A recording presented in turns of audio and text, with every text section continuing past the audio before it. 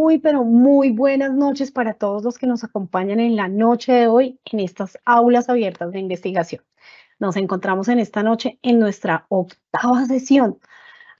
Ya hemos recorrido un buen camino y un buen trayecto hasta acá que espero para todos haya sido muy, muy productivo. En la noche de hoy vamos a estar trabajando el tema de prácticas de innovación y propiedad intelectual con el profesor Leonardo Triana, quien hace parte del equipo del Politécnico Gran Colombiano. Él es ingeniero químico y máster en administración de la Universidad Nacional. Es un gerente apasionado por la tecnología, ha desarrollado nuevos productos y capacitación también en todo lo que tiene que ver con diversos proyectos de innovación organizativa. Ha colaborado en la definición de estrategias claras para impulsar todo lo que tiene que ver con ese valor empresarial y con la creación de procesos que van estandarizando la efectividad en los procesos de comunicación. En este momento, él va a estar a cargo de contarnos un poco cómo se deben manejar estos ejercicios de prácticas de innovación y de propiedad intelectual. De verdad, profe Leonardo, que es para nosotros un placer contar con usted en la noche de hoy. Y bueno, vamos a empezar a desarrollar nuestra actividad. Estaré aquí atenta a lo que se necesite. Cualquier pregunta que tengan, la pueden ir dejando en el chat, que al final de la sesión, pues estaremos respondiendo a sus inquietudes. Y adicionalmente, por favor, no olviden diligenciar su formulario de asistencia. ¿Listo? Profe, muy buenas noches y bienvenido a nuestro espacio de aulas abiertas de investigación. Muchas gracias, Alejandra, por esa excelente introducción. Bien, buenas noches a todos. Es un gusto también estar con todos ustedes en esta oportunidad y vamos a analizar algunos elementos que nos permitirán entender cómo funciona el tema de la innovación y cómo esto se puede aplicar tanto en una organización en la que vayamos a trabajar o estemos trabajando en este momento, como en un emprendimiento propio. Entonces, sin más preámbulo, vamos a iniciar la charla.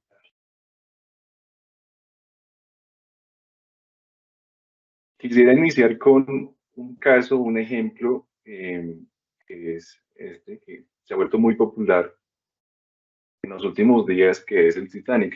Han pasado más de 100 años desde que esa nave se hundió en el Océano Atlántico. Y pues cuando se creó era una obra de ingeniería demasiado imponente. De hecho, aún podemos dimensionar un poco el tamaño del Titanic. Tenía 269 metros de largo, 28 metros de ancho, 53 metros de altura, pesaba más de 46.000 toneladas y pues tenía una misión que era prácticamente llevar a muchos pasajeros pues en un viaje de lujo desde Inglaterra hacia los Estados Unidos. Como bien sabemos, en el transcurso de ese viaje se estrelló con un iceberg y se hundió y murieron más de la mitad de las personas que iban a bordo.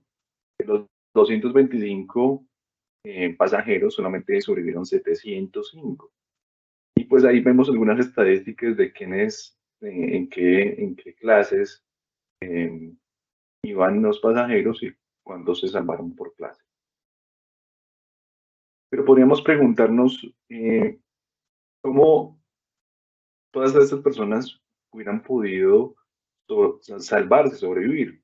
¿Qué solución imaginen ustedes que fuera algo innovador o algo que realmente hubiera podido ser una solución al problema, sabiendo que la nave contaba con botes limitados para toda la tripulación? ¿Qué se les ocurre? Quisiera eh, pudieran dejar algunos comentarios ahí en la sección de preguntas, en el chat, me pudieran decir qué cosas se les pueden ocurrir, que podrían haber hecho pues los que iban dirigiendo el barco para poder salvar a muchísimas más personas, ojalá a la totalidad de los pasajeros.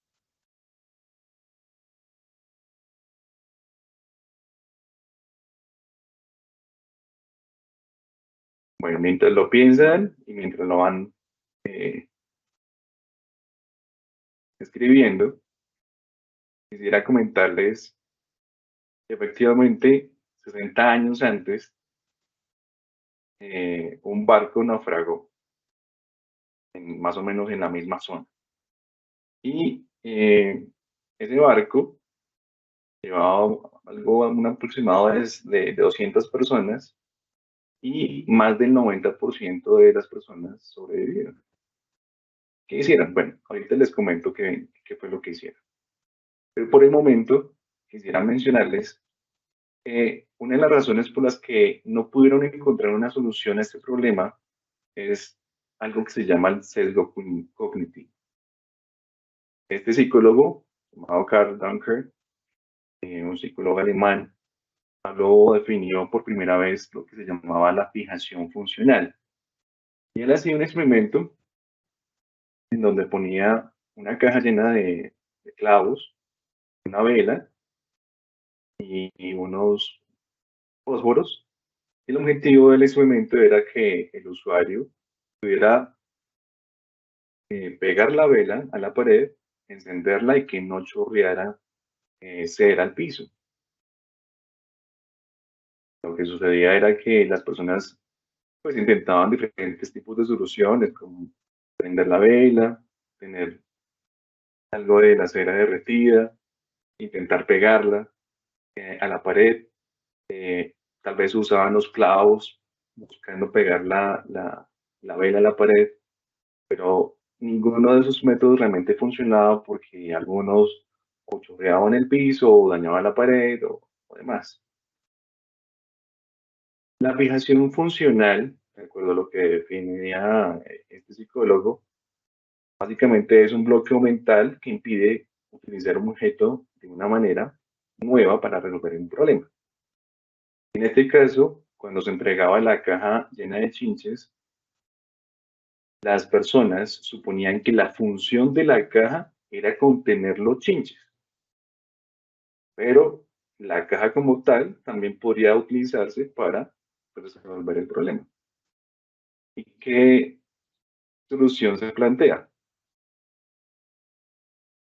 Vemos un poquito. Esa sería la solución. ¿Sí? Tener una vela anclada a la pared, pero utilizando la caja como soporte para poder pues dar solución al problema que se le había planteado.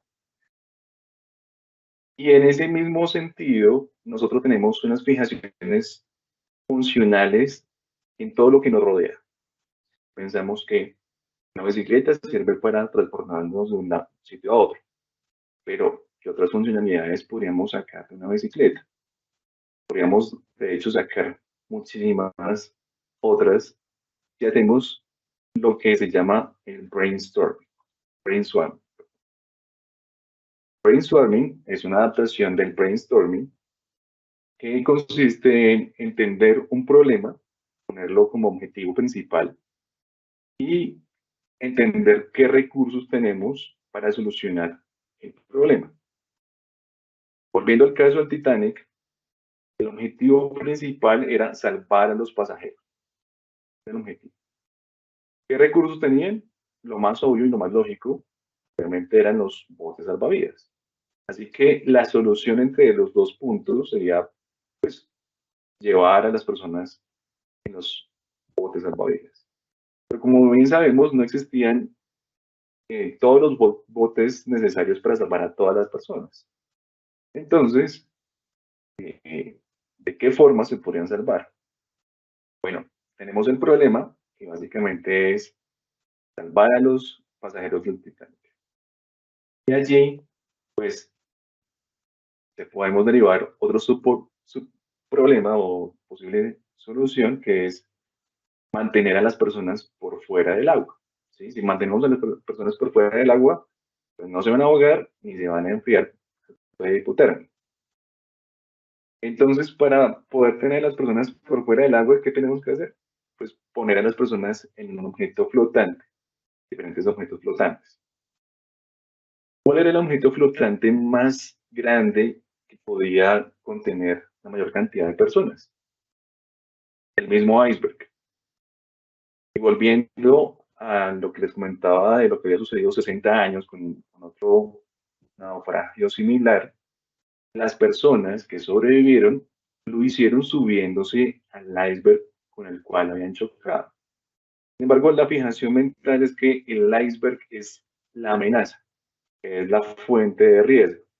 Entonces, llegar a esas conclusiones o a esa conclusión no era muy fácil, no era lo más cercano que tenían los capitanes del Titanic en su momento, no llegaron a esa conclusión y por lo tanto perdieron la oportunidad de salvar a muchas personas. Por otro lado, pues tenían otros objetos dentro del barco. Tenían eh, tablas, puertas, comedores, cosas de madera que podían flotar y en donde podían pues, llevar ciertas personas. Bien sabemos la película de Jack y Rose. Rose se sube a la puerta, sale. Sin embargo, como bien veíamos en la película, no puede soportar mucho peso y se necesita que la flotabilidad sea mayor. ¿Qué otras cosas se hubieran podido utilizar para aumentar esa flotabilidad? Bueno, probablemente utilizar algunos botes para hacer unas plataformas entre botes utilizando estos elementos de conexión como puertas y demás. Eso podría pues haber sido una posible solución. También dentro del Titanic llevaban 40 vehículos. Cada vehículo pues tenía los neumáticos y los neumáticos por supuesto tienen una alta flotabilidad. Entonces poder hacer plataformas junto con los neumáticos también sería otra opción que se hubiera podido utilizar.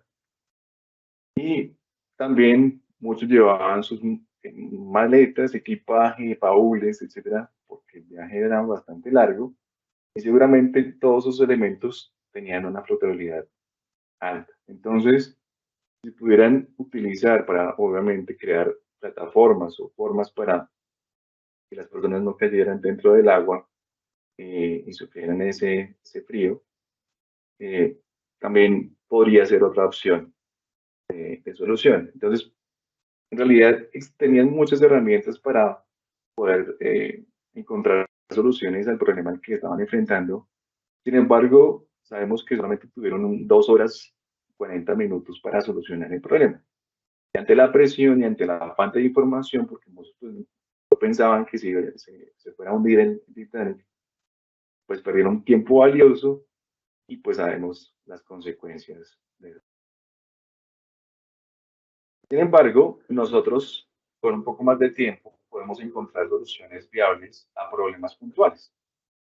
Y por eso, la definición que quisiera que nos llevemos a casa en esta oportunidad en cuanto a la innovación es que básicamente la innovación es una práctica sistemática, es decir, pueden haber una serie de pasos estandarizados que permitan llegar a desarrollar una solución y desarrollar métodos de comercialización que sean novedosos para productos y para servicios. Quisiéramos que clientes adopten en sus procesos. Entonces, recordemos que la innovación es esa práctica sistemática para desarrollar y comercializar productos y servicios que sean novedosos y que los clientes realmente los adopten dentro de sus soluciones del día a día. Entonces, pensando un poco en emprendimientos y cosas novedosas, una de las cosas que buscan las personas para sobrevivir, pues es algunos mecanismos de comercialización y el primer emprendimiento, el emprendimiento que realmente se hace o podría llegar a ocurrir es el que acabamos de ver aquí en la pantalla. ¿Qué cosas hacen que las personas compren en un sitio de venta como este? ¿Qué se les ocurre? Quisiera que lo dejaran ahí en el chat también. Puedan comentar por qué una persona compraría un perro caliente o una hamburguesa en un puesto ambulante como este. Lo primero que vemos a grandes rasgos es el precio, ¿no? Vemos que venden un producto que en ese precio no se puede conseguir en ninguna otra parte, lo cual, pues, para algunos usuarios podría generar alguna sospecha, pero para otros podría ser atractivo porque, pues, no tienen más recursos o quisieran comprarlo por el tiempo, por lo que sea. Entonces, para algunos usuarios eso agrega valor, para otros usuarios podría ser quite valor. Y básicamente está en un sitio, atrás vemos el Museo Nacional y sabemos que en ese sitio alrededor pues sí hay otras opciones de comida, pero la gran mayoría son opciones más costosas, obviamente en un restaurante o un puesto de comidas rápidas, pero dentro de un local, etcétera. Entonces, esta se vuelve una opción asequible en un sitio donde los precios son altos. Obviamente, implica algunos riesgos para el usuario también que vaya a consumir ese producto. Pero básicamente está acercando una oferta a un sitio donde no existe una oferta similar o semejante y eso hace que genere cierto valor para ciertos clientes. Ahora bien, si pensamos en este otro puesto ambulante, que se nos viene a la mente, ¿qué diferencias hay respecto al primero? Quisiera que lo pudieran dejar ahí en los comentarios en el chat. Sabemos que hay unas diferencias sustanciales. Ambos venden comida callejera. ¿Sí? Ambos tienen un público objetivo que básicamente es personas que no tienen un acceso fácil a la comida, por ejemplo, aquí en este caso, los están en medio de conjuntos residenciales, entonces probablemente las personas no encuentran fácilmente un local en donde comprar comida y esta sea una opción que decidan elegir. Pero hay diferencias sustanciales. Por ejemplo, en este caso, pues se usa un perrito que tiene una forma particular que lo diferencia de todos los demás carros de perros. Adicionalmente, notamos que también tiene una marca, Mocheros. Entonces, la marca, que ya es un tema de propiedad intelectual, hace que identifiquemos ese puesto, ese puesto y lo asociemos con ciertas características puntuales del producto. Tal vez nos da más confiabilidad, tal vez sentimos que el uniforme y la estandarización de los procesos que tiene esa franquicia nos da más confianza para comprar, pero obviamente eso también afecta el precio. No podemos esperar que nos sigan dando perros a 3.000 pesos. El aumento del precio también es una estrategia que se utiliza para dar más confianza, por decirlo así, a los usuarios. De todas formas, podemos tener ciertas dudas en cuanto a si se mantiene la cadena de frío, detalles puntuales en cuanto a la cocción, bueno, cosas así. Pero el hecho es que en enmarcar el mismo, la misma oferta de productos, pero con una metodología de comercialización diferente, implica una innovación comercial en este sentido. Ahora bien, ¿qué otras cosas innovadoras podríamos extraer de este ejemplo? Quisiera hacerles hincapié en el tema de la propiedad. Entonces, la propiedad intelectual tiene dos propósitos fundamentales. Por un lado, si yo soy un emprendedor y quiero proteger mi emprendimiento, la propiedad intelectual es el mecanismo ideal para proteger todos los desarrollos y todas las ideas, por decirlo así, todo lo que yo haga, incluso temas reputacionales, como la marca, etcétera, todo lo que va envuelto en temas intelectuales, en la creación del ser humano, podemos proteger a través de la propiedad. Pero, de la misma forma, cuando el Estado nos confiere un derecho a nosotros por una marca, una patente, un diseño industrial o otra forma de propiedad intelectual, pues también tenemos que darle algo al Estado y a la sociedad. Es decir, tenemos que mostrar, por decirlo así, cómo hacemos nuestro producto y cómo lo desarrollamos para que el Estado nos pueda dar esta protección. Las palabras. Así que la propiedad intelectual también se vuelve una fuente de información para que nosotros la podamos consultar y podamos desarrollar nuevos productos. Teniendo eso en cuenta, pues vamos a hacer algunos ejercicios prácticos en esta oportunidad. La Superintendencia de Industria y Comercio controla todo lo que tiene que ver con la propiedad industrial. Entonces vamos a buscar la marca Cocheros dentro de lo que las bases de datos de la Superintendencia de Comercio. Entonces, les dejé el enlace ahí dentro de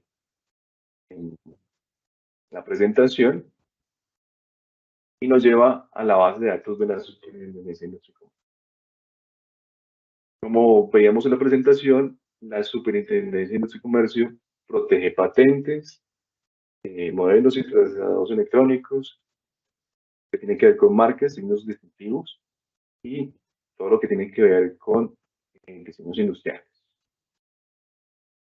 Entonces, aquí lo que vamos a buscar es una marca. Entonces, vamos al tema de signos distintivos, vamos a la búsqueda avanzada y vamos a poner Cocheros. A ver si han registrado la marca o no. ¿Y qué encontramos? Efectivamente, esa franquicia ha hecho un esfuerzo en proteger su propiedad intelectual registrando esta marca, que tiene la denominación Cocheros en tu camino, y esta otra marca que solamente incluye la palabra Cocheros. Está la imagen respectiva. Ha intentado proteger tal vez otros métodos de transporte o de llevar el producto, pero notamos que esa marca que solicitó en este caso fue negada. Si quisiéramos conocer un poco más los detalles del proceso, acá están los expedientes, entonces podemos dirigirnos allí y conocer un poco el proceso de solicitud de la marca, quién lo solicitó, quién es el abogado, quién es el dueño de esto, la clasificación NISA, que es básicamente en donde es la versión de la clasificación y está la clase. Entonces, la protección está en la clase 43, que básicamente reúne todos los servicios de restauración. Restauración en el sentido de la alimentación. Es una marca y buscaban proteger una marca que sea una poco común, que es la tridimensional, bueno, etc. Conocemos, hay un poco más los detalles de ese proceso. Están los documentos que ellos presentaron. Aquí la decisión final de por qué niegan esa marca y todo el proceso que ellos llevaron para poder tener ese registro dentro de las superintendencias. Entonces, de aquí podemos, si hacemos una comparación, si nosotros queremos hacer, por ejemplo, otra franquicia similar a Cocheros, pues podemos ver cuál fue el proceso que ellos llevaron para poder proteger su marca y podemos darnos una idea de cómo lo podemos lograr nosotros también. Ahora bien, hay otro tema muy importante que tiene que ver con la propiedad intelectual. Entonces, vamos a la presentación. Y es el tema de patentes. Entonces, como veíamos ahí en el buscador, podemos buscar patentes. Hice el ejercicio para saber si Cocheros tenían algún tipo de patente, pero ellos no tienen propiedad intelectual relacionada con patentes. Pero entonces, si hay un reservorio de patentes, de documentos de patentes a escala mundial y que podemos consultar. Entonces, en esta página que se llama lens.org, es muy práctica, muy intuitiva para buscar. Básicamente ponemos una palabra clave para buscar, lo debemos hacer en inglés, le damos buscar y vamos a encontrar muchísima información relacionada, por ejemplo, con perros calientes. Si yo quisiera mejorar el producto como tal del perro caliente, la fabricación como tal, o querer tener ideas diferentes en cuanto a cómo se fabrican los perros calientes, podemos entrar aquí a explorar las diferentes opciones. Entonces, China tiene una patente, Japón también tiene una patente, bueno, una serie de patentes que podemos encontrar. Una de las que me llamó la atención preparando este ejercicio fue esta, cómo fabricar hot dogs, todo lo que tiene que ver con hot dogs. Entonces, entramos al enlace y encontramos un resumen que podemos traducir al español y podemos entender de qué trata esa invención. Entonces, acá nos dice que la presente realización se refiere a un método para producir un perrito de maíz. Y pasan a mencionar cómo lo hace. Una forma de composición de masa, que se fija en un palo dentro del material interior, que se recubre la superficie de ese material interior con una composición de masa, esa composición en proceso de envejecimiento, que luego fríen esa composición de masa envejecida y con el material interior. Dan todos como los detalles un poco de lo que hace. Y si quisiéramos conocer un poco más de todo el contenido de la patente, realmente es un documento que está publicado de libre consulta, podemos ir a la fuente original. En este caso, una de las más importantes es la base de datos que se llama SpaceNet. Entonces vamos a SpaceNet. Y aquí encontramos efectivamente el método para fabricar hot dogs. Entramos allí y encontramos el mismo resumen. Y acá encontramos datos puntuales. Como está en coreano, le digo que me lo traduzca en inglés y me hace la traducción del documento en inglés, al inglés.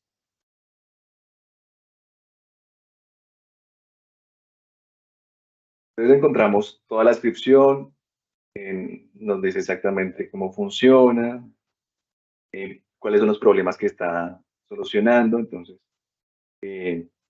yo puedo aquí hacer una doble traducción, entonces puedo traducir ahora al español y entender un poco más de qué trata esa invención puntual. Más adelante puedo encontrar figuras, imágenes, temas específicos de temperaturas, humedad, etcétera. Cosas muy puntuales que nos dice exactamente cómo poder replicar esta invención que si nos es de nuestro interés, pues podemos replicarlo y hacerlo en su país. Algo particular de las patentes es que las patentes son territoriales, es decir, cuando alguien protege en Corea, por ejemplo, que es en este caso patente, y no lo hace en otro país, pues solamente pueden proteger ese producto en Corea. Es decir, nadie puede comercializar o fabricar ese producto en Corea. Pero si nosotros encontramos este documento y nos parece que es relevante para nosotros, queremos aplicarlo en Colombia o en Estados Unidos o en cualquier otra parte donde esté protegida esa invención, perfectamente lo podemos hacer. Entonces, de estos documentos podemos obtener muchísima información fundamental para generar innovación en producto de forma mucho más rápida. Y esa es una clave, una herramienta muy útil que no muchas veces vemos que es posible utilizar, pero que efectivamente está disponible para nuestro uso. Bien, vamos entonces a volver a la presentación. Entonces supongamos que quisiéramos innovar, generar algo novedoso dentro de pues, el campo de los perros calientes. ¿Qué podemos hacer? Bueno, hay una técnica creativa que se llama de las disociaciones creativas, que consiste en combinar dos ideas o dos conceptos o dos palabras que son muy diferentes entre sí y llegar a un concepto en común. Por ejemplo, si quisiéramos combinar el tema de una mariposa con un elefante, ¿qué podría ocurrir? Bueno, después de hacer ciertos ensayos dentro de diferentes opciones de inteligencia artificial que tenemos a nuestra disposición, podemos llegar a un resultado como el que ven en pantalla. Un elefante con características de mariposa, que pues obviamente no existe en la naturaleza, pero que podemos llegar a generar a través de la inteligencia artificial. Y pues obviamente una de las mejores alternativas para generar ideas, cuando nosotros a veces no tenemos, es que podemos hacer el ejercicio nosotros mismos, tratar de unir varios conceptos para llegar a ciertas conclusiones, como por ejemplo, perro caliente, yo quisiera tal vez que sea saludable y unir también con el tema de que haya algo tecnológico. ¿Qué puedo hacer entonces? Eh, Les dejo ahí el prompt, el texto para que lo puedan tomar y copiar. Vamos a hacer un ejercicio aquí rápido. Hablando de funciones ChatGPT.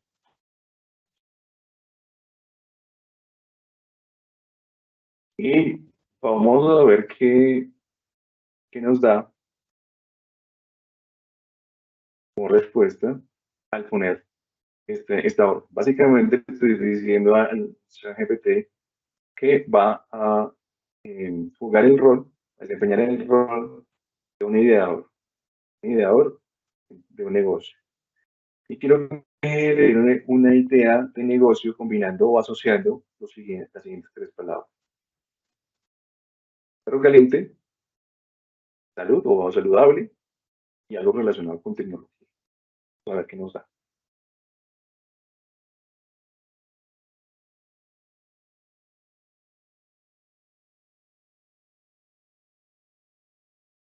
Entonces, nos dice que básicamente nos propone una FinTech relacionada con hot dogs, que pues está a la vanguardia en temas de salud, de tecnología, que tiene el propósito de revolucionar la industria de los hot dogs, introduciendo una línea saludable y tecnológica de hot dogs. No nos ha hecho mucho por el momento. Entonces, acá el producto o servicio que se ofrecería sería una amplia variedad de hot dogs, no solamente son deliciosos, pero también nutricionales y que van a ser eh, ajustados de acuerdo a las preferencias y detalles del usuario. Entonces, ¿qué se va a usar? Primero, van a ser hechos de cosas de muy alta calidad, carnes bajas en grasa, y también van a haber alternativas veganas. Vamos a asegurar al usuario un bajo contenido en grasa o bajos contenidos en sodio comparados con los perros tradicionales. Y que también vamos a incorporar técnicas innovadoras de cocción que permiten que los sabores se expresen de forma mejor y, digamos, utilizar menos condimentos, por decirlo así, y aditivos que no sean saludables. Bueno, tenemos una idea, básicamente es un concepto que nos puede dar camino para un emprendimiento que quisiéramos hacer en ese campo en particular.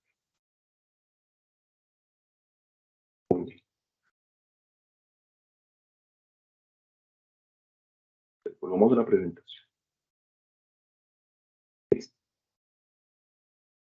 Entonces, esta técnica de disociaciones, en este caso son trisociaciones, por decirlo así, porque son tres elementos, nos permitirá llegar a conceptos y cosas eh, novedosas utilizando ahora la gran herramienta que es la inteligencia artificial. Obviamente, eh, pasar de la idea a la implementación implica superar ciertas barreras. ¿Será que un perro vegano sí se va a vender? ¿Será que la gente sí lo va a comprar? Eh, ¿A la gente le puede gustar o no le puede gustar? Bueno, hay una serie de preguntas y riesgos que podemos enfrentar en el proceso. Y por eso, la primera tarea, la más importante para un emprendedor o un innovador, es reducir el riesgo y la incertidumbre. Y la innovación implica siempre enfrentar incertidumbre. ¿Por qué? Porque nos enfrentamos a cosas que son nuevas, es decir, que no existen en el mercado y que tenemos que probar para saber si funcionan. Pero entonces, ¿cómo lo podemos hacer? Bueno, supongamos que ya tenemos una idea, listo, queremos hacer nuestros perros vegetarianos, bueno, saludables, listo, esta es nuestra idea. Ahora necesitamos bajar el nivel de riesgo y hacer un recorrido, una aventura de pruebas, ensayos, errores, de búsqueda de información, etcétera, que nos permita finalmente llegar a un modelo de negocio que sea validado y que sea rentable, ¿sí? De nada sirve que un perro caliente se venda si eso no nos genera ningún beneficio económico. Entonces, ¿qué podemos hacer para reducir la incertidumbre y tener como la certeza de que lo que vamos a poner en ese emprendimiento nos va a funcionar? O por lo menos reducir el riesgo, terminando previamente, efectivamente lo que pensamos puede llegar a ser exitoso. Bueno, pues el enfoque que podríamos implementar es diferente al tradicional. Desde el 2010 para atrás, las empresas y las escuelas de negocio siempre habían enseñado el modelo tradicional, que básicamente es cree su plan de negocios, dígame quiénes van a ser sus clientes, dígame cuál va a ser su contabilidad, dígame sus ingresos futuros, su flujo de caja, etcétera. Pero ¿cómo va a ser un flujo de caja cuando lo que voy a introducir es algo nuevo y no existen datos previos relacionados con ese emprendimiento o esa cosa novedosa? Sin embargo, no se había llegado a esas conclusiones y generalmente lo que se hacía era construir, construir, construir, construir. Es decir, básicamente yo construyo todo el carrito con su nuevo sistema, con sus perros veganos, invierto una plata en desarrollar las salchichas veganas, bueno, etc. Y llego y lo voy y lo pongo. Cuando lo pongo, puede ser que venda o puede ser que no. Y en muchos casos, en muchas oportunidades, el caso es que los negocios que se han formado así, muchos de ellos, algunos han sido exitosos y son los que conocemos que están ahí, pero como bien sabemos, de las empresas que se forman, una gran parte de ellas fracasan. Así que llegó una metodología que se basa en la experimentación, es decir, en hacer pequeños desarrollos en la medida del usuario, muy implementada en el tema de desarrollo de software, tecnologías, eh, que básicamente consiste en reducir la cantidad de recursos necesarios para obtener información del mercado, de los competidores, de mi producto como tal. Entonces, lo que hago es desarrollar un experimento que me permita validar una hipótesis, una idea que yo tengo y decirme si lo que usted está pensando es correcto y la gente le va a gustar o no. Realmente es el camino, es el equivocado. Entonces, yo puedo empezar a hacer una serie de experimentos, ir avanzando poco a poco, pequeña escala, pero la ventaja de este método es que yo voy a aumentar la cantidad de conocimiento que tengo con respecto a ese sector, esa industria. Y ya cuando quisiera o quiero implementar algo, pues seguramente voy a llegar con una serie. Un ejemplo claro de esto, de seguir el modelo tradicional, el modelo Lean o ágil, es Blockbuster. Blockbuster para los más jóvenes era una empresa que alquilaba películas y existían esas tiendas en donde uno iba y tenía que rentar la película, le daban el, la cinta y uno la ponía en el VHS o lo que sea, en el aparatico, la veía, le daban como 3 días para devolverla, tenía que ir a devolverla y etc. Ese era el modelo Blockbuster. Si uno se quedaba con la película más del tiempo, pues le ponían una multa, etc. Pero tenía que yo desplazarme hasta allá, encontrar la película, etc. En el caso de Netflix, entonces le dijeron, no, pues la idea es que nosotros tengamos una plataforma de hecho hablaron con los directivos de Blockbuster para venderles a la idea, pero los directivos de ellos, de Blockbuster, pues se negaron, dijeron que realmente la experiencia del usuario estaba en las tiendas y no en tener un servicio por internet de eso. Bueno, ¿qué sucedió? Bueno, la historia nos confirma qué fue lo que pasó. Blockbuster quebró y Netflix es el líder en temas de streaming y entretenimiento. ¿Qué diferencias hay? Bueno, básicamente Netflix, o sea, es una empresa de tecnología y específicamente en temas de desarrollo de software y demás, utilizan las metodologías de desarrollo Lean o Agile. Adoptó un sistema de streaming digital de forma temprana, se centró en la experiencia del cliente, obviamente tiene un desarrollo interactivo, continuo, de nuevas funcionalidades, de nuevos mejoras, de nuevos contenidos, de contenidos enfocados en el usuario. Toma decisiones solamente es basada en datos que recopilan de todos los usuarios, tienen un modelo flexible para el desarrollo de iniciativas, etcétera, y de adaptación, obviamente, a las condiciones del mercado. Obviamente fueron en su momento pioneros, continúan liderando el mercado, ya tienen competidores, pero al ser los primeros, pues pudieron dar el primer golpe y ganaron una gran cuota de mercado y continúan manteniendo una ventaja comparativa y competitiva en ese mercado. Obviamente ya no era como la tienda, sino que la persona entraba y elegía la película, sino que ya existe un sistema de recomendación inteligente que le permite al usuario ver la película que realmente quiere ver, etc. Y obviamente el crecimiento fue absolutamente eh, abismal con respecto a lo que sucedía con Blockbuster. Blockbuster obviamente se centró en un método tradicional, pensaba que las tiendas físicas eran su método de crecimiento más asegurado. Eh, Existía un modelo de toma de decisiones rígido, es decir, solamente los directivos tomaban decisiones y no habían equipos interdisciplinares que pudieran tomar decisiones, y eso impedía la innovación. Todo eso condujo a que Blockbuster fracasara, perdiera pues un negocio que era en su momento de miles de millones de dólares. Este es un caso, no necesariamente tiene que aplicarse a todas las industrias, porque hay industrias en donde el modelo de las tiendas físicas y demás, pues continúa siendo viable y continúa siendo factible. Pero en este caso en particular, nos hace evidente de que el método ágil es un mecanismo de evolución rápida que nos permite tomar decisiones y evolución de una empresa o un proyecto de innovación más rápido. Entonces, ¿cómo hacemos las hipótesis y cómo validamos y cómo reducimos los riesgos? Bueno, Steve Blank en un artículo que publicó en Harvard, la revista de Business Review, nos muestra o retoma el concepto, el modelo de negocio Canvas. El modelo de negocio Canvas lo inventó, lo desarrolló Alexander Osterwalder y Ernst Springer.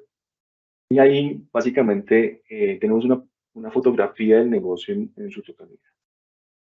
Tenemos una propuesta de valor en el centro en donde queremos encontrar cuáles son los problemas realmente que queremos solucionar del cliente, cuáles son las limitaciones o los defectos que tienen los productos competidores. Queremos identificar qué necesidades realmente estamos satisfaciendo del cliente.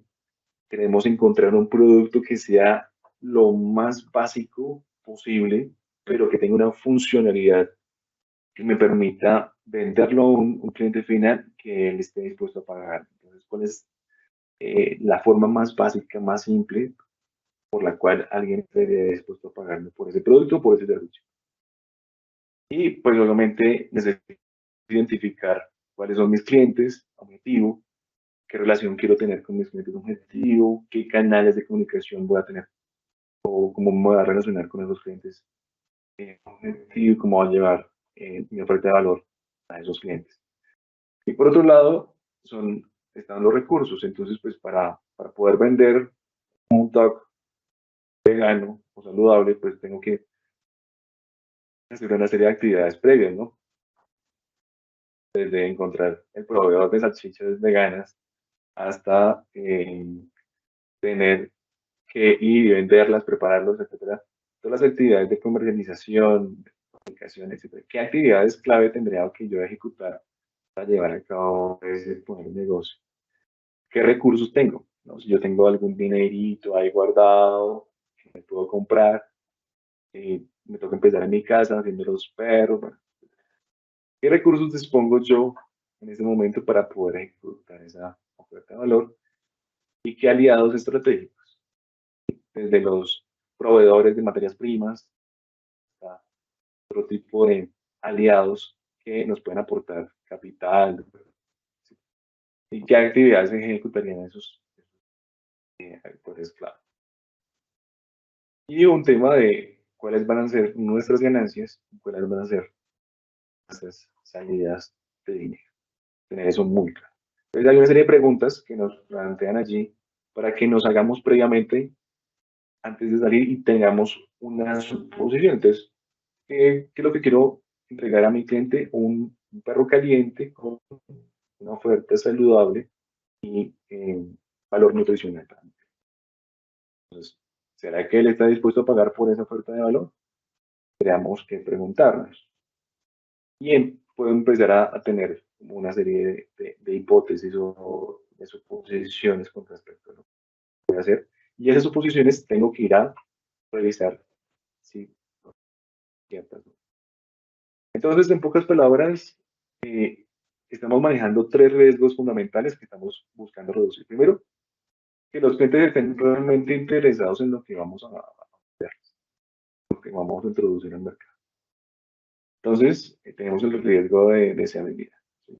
Queremos que reducir el riesgo de que nuestro producto realmente sea apetecido por la gente. Hay otro riesgo que es el tema de viabilidad. Si mi negocio no va a ser rentable, pues ni siquiera lo empiezo. ¿Sí? Entonces, tienen que haber unos ingresos superiores a los costos, pues, para que yo esté dispuesto a arriesgarme en esa aventura. Incluso si estamos hablando de innovación social, que tiene un impacto en beneficiar comunidades, personas, etcétera, tiene que ser viable económicamente. El hecho de que sea social no significa que la gente que participe va a hacerlo de forma gratuita. Esas personas también necesitan comer, vestirse, etcétera, y eso necesita un capital que necesito tener muy claro para poder financiar ese proyecto. Y finalmente está el tema de la factibilidad. Es decir, realmente yo puedo criar un perro vegano. Bueno, ¿qué necesito hacer? ¿De dónde extraigo la proteína? ¿Tengo que hacerlo yo o lo puede hacer alguien? Bueno, todas esas preguntas, entonces, tenerlas claras. Y lo que yo busco aquí en este caso es bajar ese riesgo de que efectivamente lo que yo estoy pensando realmente lo pueda hacer. Y entonces, una vez tengamos las suposiciones y ya tenemos claro que nuestra opción es disminuir el riesgo, es decir, aprender del negocio o el proceso, pues tengo que ir y salir a hacer muchos experimentos. ¿Qué experimentos? ¿Qué puedo hacer yo? Bueno, aquí hay una guía básica, pero muy completa al mismo tiempo, de los experimentos que puedo ejecutar para adquirir información que me permite tomar decisiones. Entonces, voy a mostrar el documento. Está el enlace ahí en el vínculo, entonces presionan control y van directamente al documento. Esto lo hizo una compañía que se llama Board of Innovation, que tiene materiales interesantes, y nos muestran básicamente cómo elegir algunas pruebas para empezar a adquirir información. Entonces, la primera pregunta que me hace es, ¿está confiado de que lo que vas a estar construyendo realmente está resolviendo un problema real de un usuario? ¿Cómo realmente resolviendo ese problema y es un problema real o no. Entonces, si decimos probablemente, no está seguro, entonces parece que necesitas algún tema de investigación y aprender un poco más acerca de qué es lo que está pasando. Y acá me lleva a la primera pregunta. ¿Podemos aprender de algún producto similar que haya fallado? Entonces, lo que yo hago es ir a internet, entonces está el Picnic in the Graveyard. Básicamente, esa técnica lo que me dice es, bueno, vaya y busque en internet, en Google, eh, procesos similares, perros dietéticos, perros beneficiosos para la salud, etcétera. Y miremos si alguien ya lo ha intentado y si ha fracasado en el proceso, si ya fracasó en el proceso, pues podemos entender por qué fracasó o buscar las preguntas de por qué fracasó en el emprendimiento. Entonces, si no tengo información, si realmente empiezo a buscar en internet y en otras fuentes áreas y no encuentro información relacionada, tengo algunos datos existentes que me permitan tomar esa decisión, es decir, bueno, voy a buscar entonces en bases de datos de algunas específicas, por ejemplo, de patentes. ¿Existe alguna información relacionada con este tema en cuanto a las patentes? ¿Esas patentes de esas empresas realmente han llegado a comercializarse? Bueno, puedo hacer un análisis eh, relacionado con las patentes. Volviendo al tema de las patentes, quiero resaltarles que en esta página, viendo los resultados, yo puedo hacer un análisis de la información, ¿no? Entonces, acá en este botoncito de análisis, puedo saber cuál es la tendencia, por ejemplo, de patentes y el interés que se ha generado en este tema en los últimos años. Entonces, vemos una tendencia creciente relacionada con el tema de hot dogs. ¿Quiénes son las empresas que están aplicando? Bueno, curiosamente, Procter Gamble tiene 1.238 documentos o temas relacionados con este tema de hot dogs. Increíble, que están haciendo P&G relacionado con eso. Tal vez temas de empaque, tal vez temas Kimberly Clark, Harvard, algunas otras universidades, el Instituto de Tecnología de Massachusetts, DuPont. Bueno, y acá podemos encontrar algunos de los códigos de clasificación y un mapa que nos muestra en qué países más se protegen. Obviamente el mercado más importante, Estados Unidos, donde más se protege, y China le sigue siendo los mercados más grandes del mundo. ¿Y qué es lo que más el código? Entonces, podemos ver aquí que en este campo, el más rojito, tiene este código y qué significa ese código. Las patentes se clasifican por estos códigos y básicamente me dice que está en la categoría A, que son necesidades humanas, higiene, temas de veterinarios y ciencia de higiene y médicos.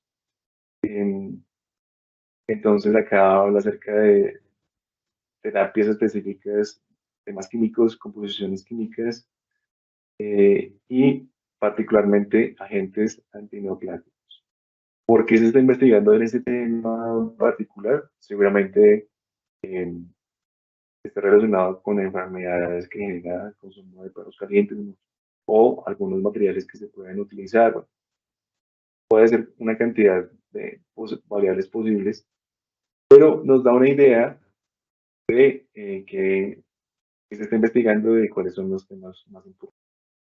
Igual, podemos encontrar cuáles son los investigadores más relevantes, los inventores que más tienen eh, esa experiencia. Podemos investigar cada una de esas personas en qué campos de investigación están trabajando, etc. Bueno, hacer un recorrido y puedes traer muchísima información de las patentes. Listo.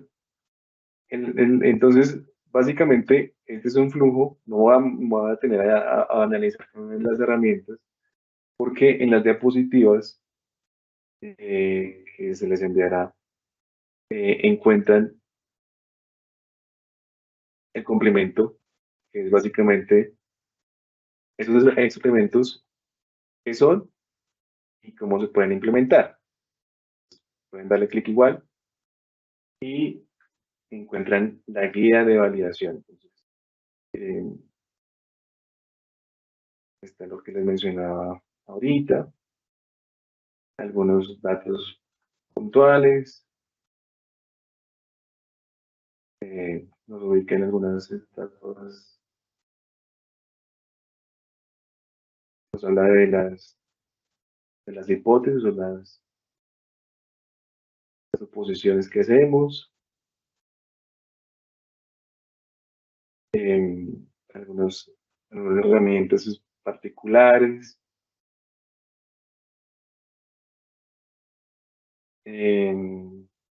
y ya. Entonces aquí empieza la primera herramienta, que era el Picnic in the Graveyard, que era el primero que aparecía acá, y nos da una explicación de en qué consiste, cuáles son los pros y contras de utilizar esta herramienta. Nos lleva a algunos eh, fuentes de información en donde encontramos la herramienta de forma digital, etc. Entonces, son dos elementos complementarios que nos permitirán ir paso a paso analizando nuestra oferta o nuestra idea y decidir si realmente esa idea puede llegar a tener algún tipo de éxito en el mercado.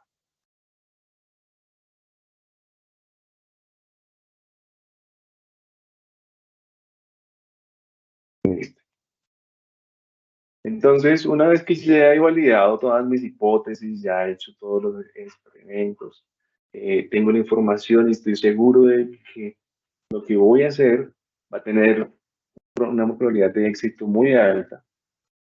¿Qué hago? Pues me lanzo y hago mi emprendimiento. Puede ser un emprendimiento in-house dentro de una empresa, es decir, lanzo mi proyecto, o puede ser un emprendimiento de una nueva compañía.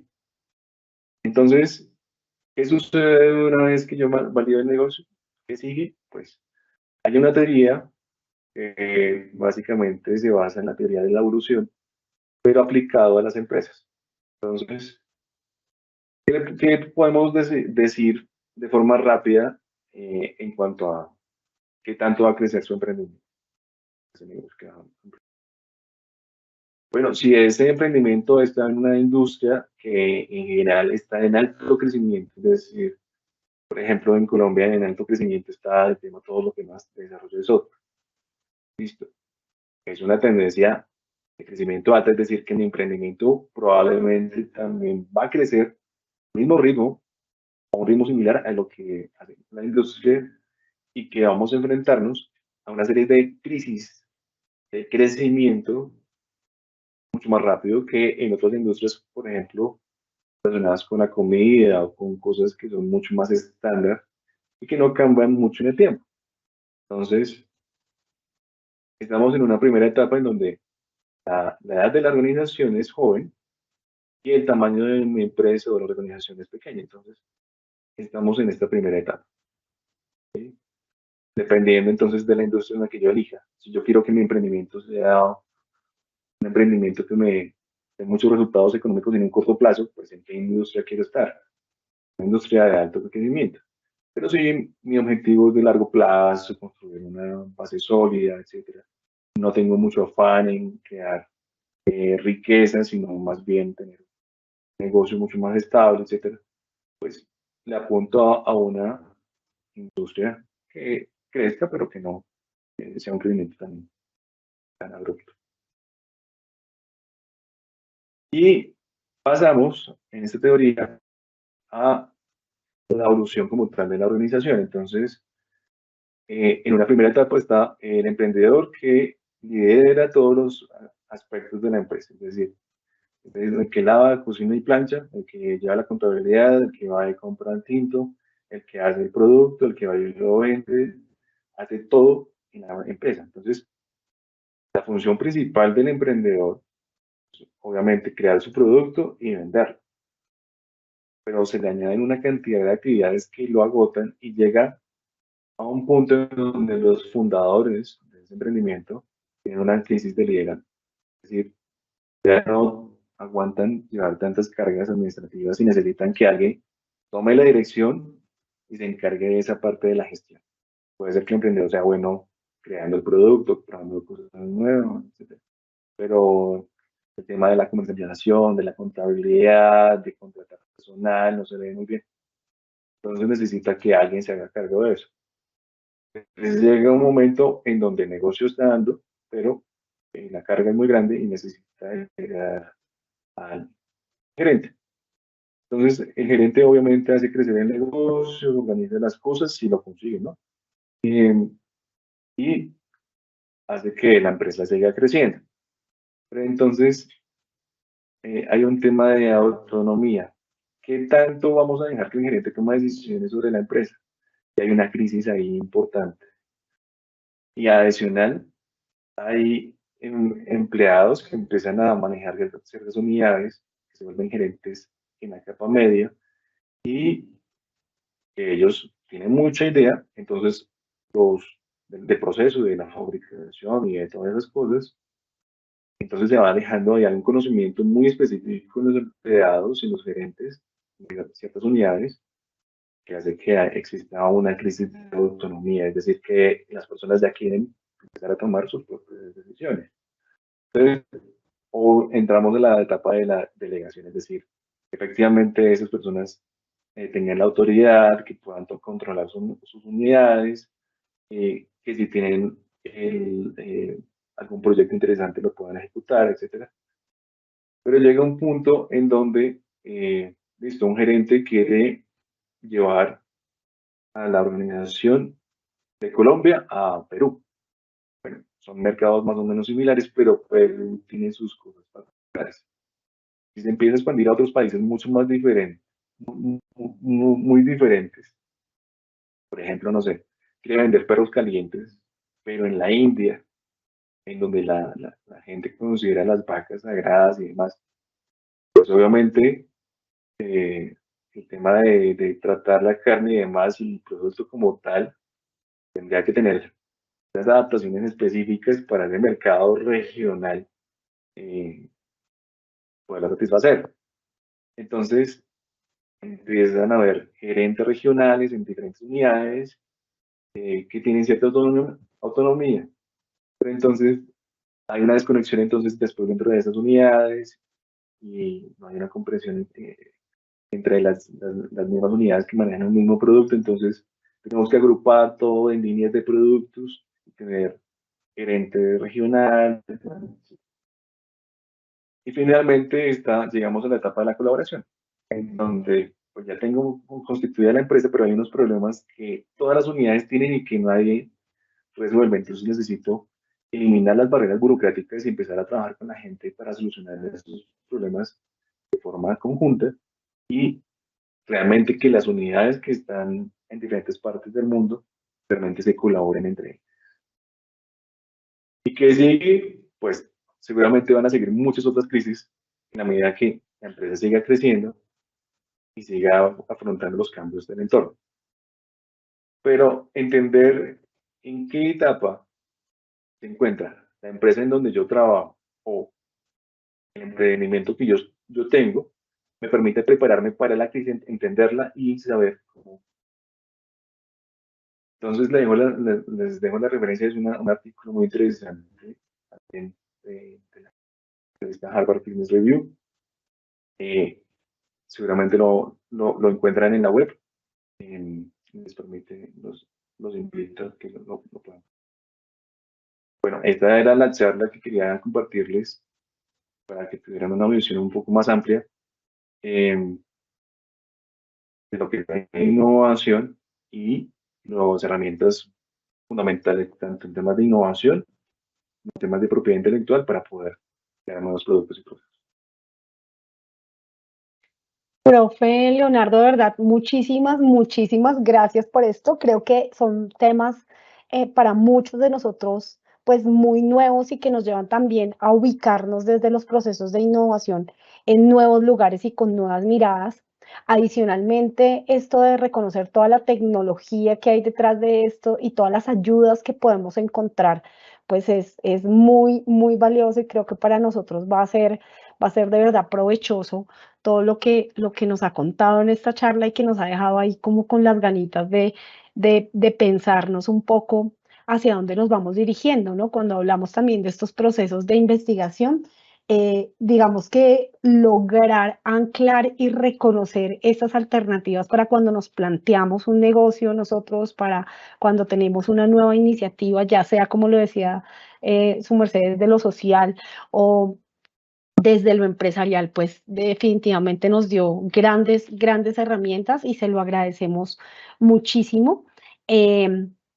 Y pues bueno, creo que es un valor ahí bien grande para nosotros definitivamente el poder haber contado con su presencia el día de hoy. No sé si de pronto su merced le quiere decir algo más para cerrar o ya estamos definitivamente. No, sí, básicamente que podamos primero entender temas que tal vez no conocíamos, que nos abren a un mundo de posibilidades diferentes. El entender que también todo lo que tiene que ver con temas de propiedad intelectual, pues es un mecanismo realmente para generar riqueza, ¿no? En el caso, por ejemplo, de Google o las grandes empresas de tecnología, una de las cosas que más vale dentro de esas empresas es la marca, ¿no?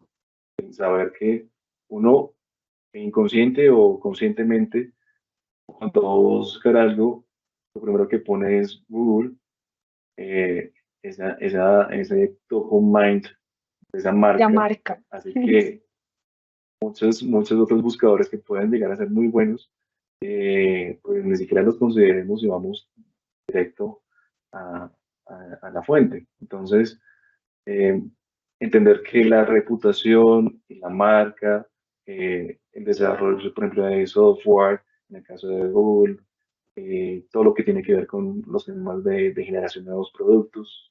Google también ha fracasado muchas veces y ha tenido proyectos en donde ha invertido miles de millones de dólares, en donde pues no ha tenido el resultado esperado, pero eso nos deja un balance de las experiencias aprendidas que ha tenido de esas empresas y poder revisar esos casos fallidos y si queremos entrar en ese mercado, en ese negocio, poderlo hacer de una forma mucho más informada y específica. Entonces, esa es la idea, el lograr que podamos adquirir conocimiento de forma práctica, rápida, con experimentos muy fáciles, muy pequeños, en emprendimientos que nosotros podemos hacer a nivel Latinoamérica, y ya experimentos un poco más sofisticados cuando queremos innovar a lo grande, pues eso nos permite tener una visión muy clara hacia dónde nos vamos a dirigir, qué necesidad y qué problema estamos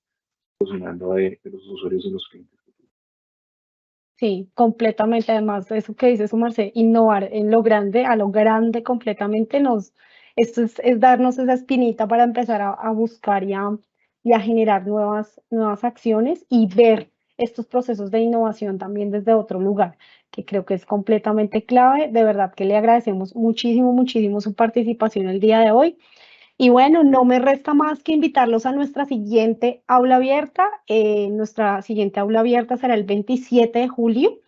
Será nuestra última aula abierta para este semestre. Estaremos trabajando lo que tiene que ver con la investigación, creación. Va a estar a cargo de la profesora Cristina Ayala. Y bueno, los esperamos en nuestra próxima aula abierta. Muchas gracias por haber asistido y que tengan todos una feliz noche. Muchas gracias. Hasta luego.